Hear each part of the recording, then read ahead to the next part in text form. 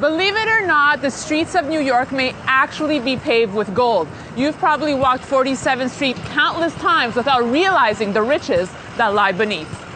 Hidden within the endless cracks and crevices of this lackluster and filthy pavement are discernible scraps of one of mankind's oldest obsessions, gold. Some New Yorkers have exploited this astonishing and little-known source of gold to the tune of $300 a day. Not bad for mining in one of the most densely urbanized areas of the country.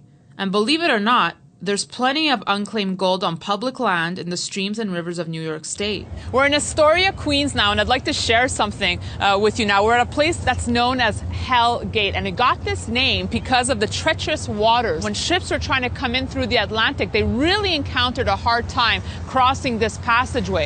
In 1780, the Hussar sank, and it was carrying $4.8 million worth of gold, and a lot of this gold has yet to resurface. New York's history with gold is of a lost and found nature. Over $108 million worth of gold is yet to be recovered off the coast of New York. And with me now is Michael Levinson, who knows a thing or two about shipwrecks, gold, and New York City.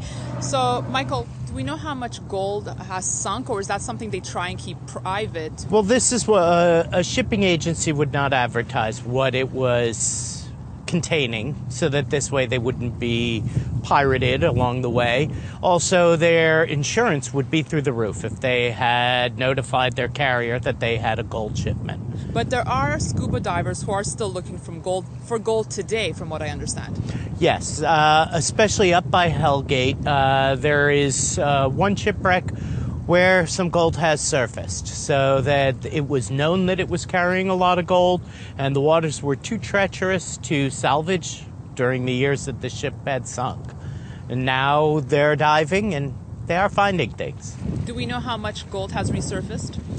Not a lot, and with the movement of the waters, I imagine that it's scattered quite down the East River as it goes out to the harbor. City, Michael. That's it. Rightfully so. And what does gold mean to you, Michael? You're a New Yorker, and there's obviously a strong relationship between gold and New York City. What does it mean to you? Oh, it's just one more commodity.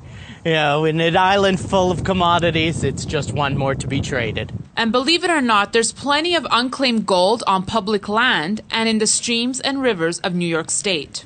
For a place that has never seen a gold rush or attracted much attention from miners, it turns out the New York City area has a rich history in gold that goes beyond the large-scale availability and consumption of the metal.